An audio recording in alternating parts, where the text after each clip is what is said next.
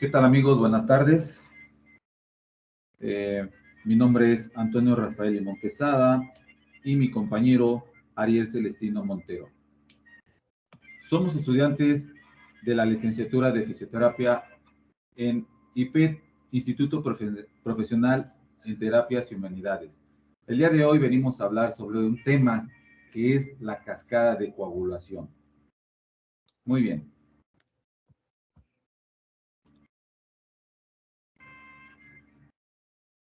¿Qué es la homeostasis?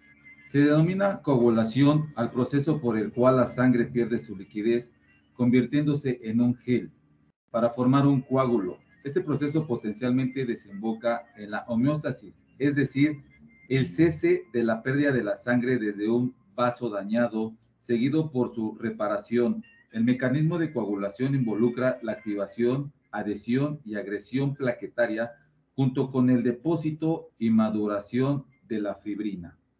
Ok. Homeostasis. Contención o detención de una hemorragia mediante los mecanismos fisiológicos del organismo o por medio de procedimientos manuales, químicos, instrumentales o quirúrgicos. La homeostasis se divide para su mejor estudio en dos partes, en primaria y secundaria. La homeostasis primaria se caracteriza por el reclutamiento y activación de las plaquetas para formar el tapón plaquetario, mientras la homeostasia secundaria se caracteriza por la activación del sistema de coagulación con el objetivo de formar fibrina. Finalmente se presenta la cascada de fibrinólisis, encargada de la degradación del coágulo una vez que se ha reparado el daño vascular o tisular. Bien, hemostasia primaria. Es el proceso de formación del tapón homeostático primario, iniciando segundos después del traumatismo vascular. El tapón se forma porque las plaquetas se adhieren fuertemente al colágeno libre del vaso sanguíneo dañado. Esto desencadena la liberación de múltiples sustancias químicas como el ADP, el que aumenta la agregación de las plaquetas, permitiendo una mayor unión entre los elementos figurados. Al final del proceso, el tapón ya está formado. Este proceso conforma tres fases. La fase número 1 es la adhesión. Ante una lesión vascular, las plaquetas se unen al subductáneo, al tejido perivascular expuesto a la sangre. Este procedimiento inicial se llama adhesión plaquetaria. La fase 2. Activación o secreción. La unión de las plaquetas a las proteínas adhesivas dependen de los receptores específicos para cada proteína adhesiva a la membrana plaquetaria.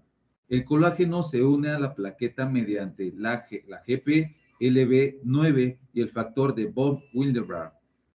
Este se une al colágeno y cambia su conformación, lo que permite que la GPLB9 se le una fijando la plaqueta al colágeno. En la fase 3 se llama agregación.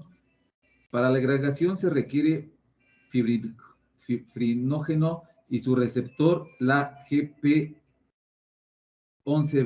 La membrana de las plaquetas activadas también ofrecen el ambiente ideal para acelerar la generación de fibrina, al proveer de fosfolípidos necesarios para la formación del coágulo definitivo, principalmente una lipoproteína denominada factor plaquetario. Muy bien. La siguiente fase es la hemostasia secundaria. En esta ocasión, mi compañero va a platicarles sobre la hemostasia secundaria. Adelante, compañero, te cedo la palabra. Gracias, compañero. Bueno, para ver lo que es la hemostasia secundaria, primero tenemos que entenderla. La hemostasia secundaria comprende la activación del sistema de coagulación de acuerdo con el modelo celular. En este se divide en tres fases: iniciación, amplificación y propagación. En la iniciación, el factor 7 es una proteína dependiente de vitamina K, producida en el hígado, con la vida media más corta de todos los factores procoagulantes y es la única que circula en forma activada y no activada. El factor 7 puede ser activado por los factores 9A, 10A y 12A, trombina, plasmina o la proteasa activadora de factor 7. El activador fisiológico más significativo del factor 7 es aún un misterio, con algunas pistas que sugiera un proceso de autoactivación. El factor 9 parece jugar un papel preponderante en la activación del factor 7, debido a que humanos con hemofilia B tienen bajos niveles de factor 7A. El factor 7 en el plasma se une estrechamente al factor tisular, activando rápidamente a proteasas procoagulantes y anticoagulantes. El complejo FT7A puede activar al factor 10 y 9. El factor 10 activa al factor 5 y otras proteasas no coagulantes. Sin embargo, puede ser inhibido rápidamente por la vía del inhibidor del factor tisular o por la atitrombina, que abandona el ambiente protector de la superficie celular.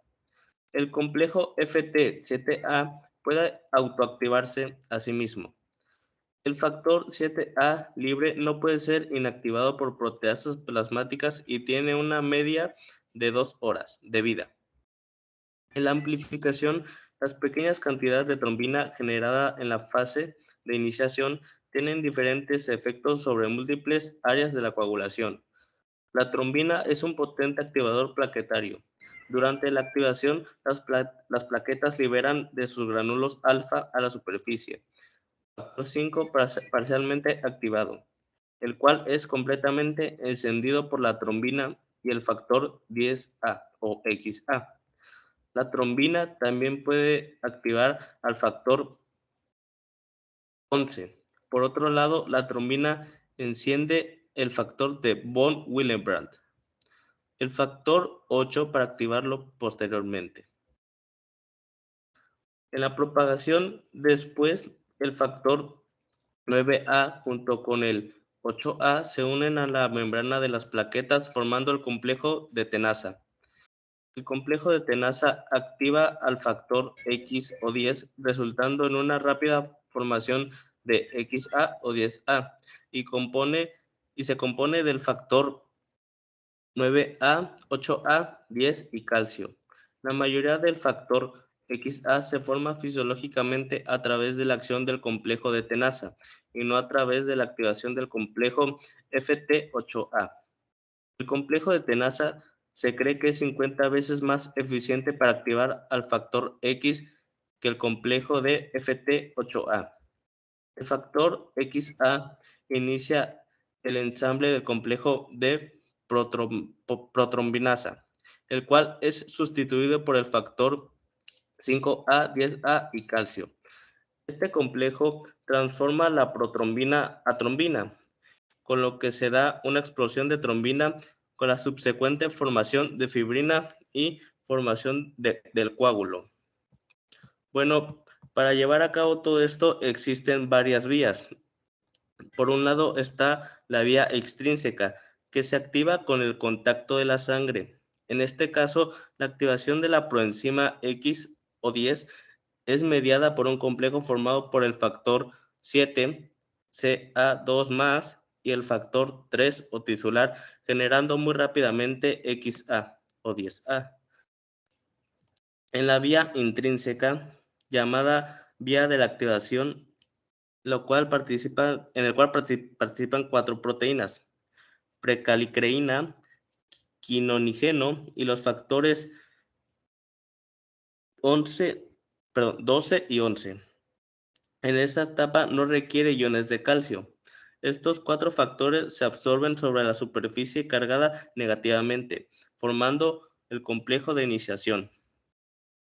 En la vía común es el resultado de 2 vías, una intrínseca y una extrínseca, que termina con la conversión de fibrógeno a fibrina y posterior entrecruzamiento de la misma estabilizando el coágulo. Unos tips que se pueden observar aquí es la del número 10 o también factor X, como se le conoce, también llamado factor de Stewart-Power, el cual participa en todas estas vías y durante toda la coagulación. Por otro lado, la fase de fibrinólisis y anticoagulación consta de que la fibrina tiene un papel esencial en la hemostasia, como producto primario de la cascada de coagulación y como substrato último en la fibrinólisis. La eficiencia de la fibrinólisis es altamente influenciada por la estructura del coágulo, las isoformas del fibrógeno, los polimorfismos, el grado de generación de trombina y el ambiente bioquímico en el que se desarrollan. El estado fisiológico normal corresponde a una tendencia en donde los mecanismos inhibitorios provengan el inicio patológico o la propagación exagerada de la coagulación. Ello limita el fenómeno de la región vascular dañada. Muchas gracias. Bien, para concluir, no olvidemos un tema importante, la fibrina, que es una proteína que participa en la formación de coágulos en la sangre, en el cuerpo. Se elabora de la proteína de fibrinógeno y ayuda a detener el sangrado y a sanar las heridas. Bien, amigos, con esto damos por concluido este tema.